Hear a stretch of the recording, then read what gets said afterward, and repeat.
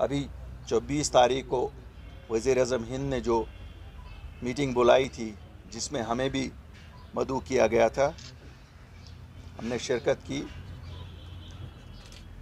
लोगों के मसले मसाइल डिस्कस किए, पुरानी रियासत के बारे में बातचीत की, उन मुद्दों पे भी बात की जो हमारे लोगों के दिलों के नज़दीक हैं।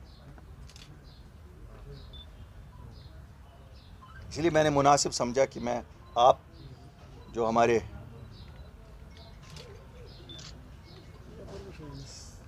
एक सतून के तौर पे काम कर रहे हैं, लोगों के साथ एक आपका डायरेक्ट एक रिश्ता भी है, तो मैंने कहा आप से भी बैठ के बात की जाए कि हमने बात क्या की, ताकि आप भी अपने अपने दिलों में जो आपके सवालात हों वो हमसे करें, और मैं उनके लिए तैयार हूं जवाब देने के लिए। देखिए साहब, जैसे आपको मालूम है 8 मार्च 2020 को जिस वक्त हम लोगों ने पार्टी तश्कील दे दी, 3 कोर एजेंडाज़ हमने कहा कि हमने किस लिए पार्टी बनाई। एक था कि हमारी जो पहचान, हमारी जो आइडेंटिटी, हमारी जो डिग्निटी 5 अगस्त 2019 को छीन ली गई थी, वो है स्टेटहुड। एक स्टेटहुड को वापस लाने के लिए। दूसरा, हमारे लोगों में उस वक्त एक परेशानी थी कि अब जब 370 और 35A उठा तो उस वक्त लग रहा था कि हमारे बच्चों को अब नौकरियां नहीं मिलेंगी, क्योंकि उनको कम्पीट करना पड़ेगा पूरे हिंदुस्तान के बच्चों से। तीसरा था कि हमारी ज़मीनें अब हर एक आके पूरे हिंदुस्तान में से ख़रीद लेगा, तो ये भी एक परेशानी का विषय था। बाकी तो थे ही, डेवलपमेंट था, इकॉनमी बैठ गई थी, गिरफ़्तार हुए थे, यूथ गिरफ़्तार हुआ था, लीडरान गिरफ़्तार हुए थे।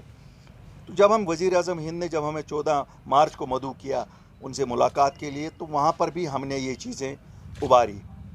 जो चीज़ें हमने उबारी उसमें पहली बात ये थी कि साहब, शकूक है लोगों में कि आपने 370 और 35A को जो रिमूव किया, शायद आप डेमोग्राफिक चेंजेस जम्मू कश्मीर में करना चाहते हैं। आपको मालूम है बहुत सारे लोगों में ये शकूक थे। तो वज़ीर-ए-आज़म हिंद ने हमें बड़ा स्पष्ट तौर पे कहा कि ऐसा पॉसिबल नहीं है, बल्कि होम मिनिस्ट्री की तरफ से एक बाज़ाब्ता बयान भी निकला जिसमें क्लैरिफाई किया गया कि ऐसी कभी नहीं होगी और ये सूरत हाल होने नहीं दी। देखिए, मेरा मौक़िफ़ मीटिंग में ये था कि मैंने कहा था साहब, ये जो हमारा डीलिमिटेशन प्रोसेस है, क्योंकि पूरे मुल्क में 2026 में हो रहा है, इसे भी पोस्टपोन किया जाए, जैसे आपने आसाम और एक और रियासत में अभी इलेक्शन से पहले किया। तो उस पर वज़ीर दाखिला ने कहा साहब, यहाँ चूँकि रीऑर्गेनाइजेशन एक्ट में सीटें बढ़ रही हैं, आसाम में सीटें बढ़ नहीं रही थी, तो इसलिए ज़रूरी करना है। मेरा फिर उनसे दरख्वास्त थी कि साहब, इनको आप नॉमिनेट कर लीजिए। इससे शायद उनको इत्तेफाक नहीं था, उन्होंने कहा डील लिमिटेशन का काम होना है। तो मैंने कहा साहब, फिर ये ट्रांसपेरेंट होना चाहिए, क्यों मेरे लोगों में शकूक है वहाँ कि ये ट्रांसपेरेंट नहीं होगा, और शायद इसके ज़रिए से भी कोई डेमोग्राफिक चेंजेस करने का अफवाहें हैं। साहब, हम मीटिंग के हवाले से देखिए, मैं आपको बताऊंगा, वहाँ ऐसी कोई बात नहीं हुई। आप उमर साहब से पूछ सकते हैं, किसी ने ऐसा नहीं कहा कि पाकिस्तान से बात हो। सजाद साहब थे, बेग साहब थे, सब लोगों, भीम सिंह जी से पूछ सकते हैं, वहाँ ऐसी कोई बात नहीं किसी ने की।